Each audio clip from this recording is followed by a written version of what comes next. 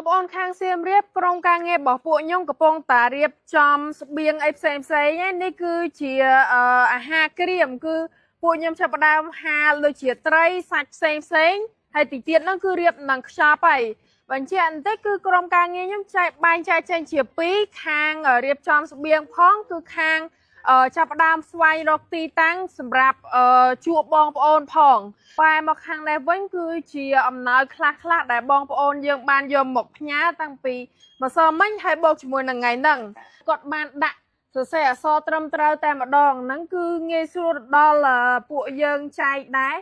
ដឹងថាកៅអៅទាំងអស់ហ្នឹងគឺចែកទៅដល់អូនក្មេងៗតែម្ដងអញ្ចឹងបងប្អូនទាំងអស់គ្នាពួកខ្ញុំកំពុងតែរៀបចំហើយល្ងាចនេះគឺខ្ញុំនឹងអាប់ដេតជូនបងប្អូនទាំងអស់គ្នាថាពួកខ្ញុំនឹងទៅណាឆ្លៀតឱកាសម្ដងទៀតគឺខ្ញុំសូមអរគុណទៅដល់បងប្អូនទាំងអស់គ្នាខ្លាំងមែនទែនដែលបានយកអ្វីអាវ៉ាន់ទាំងអស់មកផ្ញើនៅមុខផ្ទះនាងខ្ញុំមានដូចជាកៅអៅសម្ភារៈឬក៏ស្បៀងអីផ្សេងដែលយើងអាចញ៉ាំបានណាហើយមូលនិធិរបស់យើងគឺនៅតែបើកទទួលដដែលបងប្អូនទាំងអស់គ្នាអាចយកអ្វីអាវ៉ាន់មកផ្ញើតាមរយៈនាងខ្ញុំបានហើយបើសិនជាបងប្អូនទាំងអស់គ្នាចង់ចូលរួមតាមរយៈ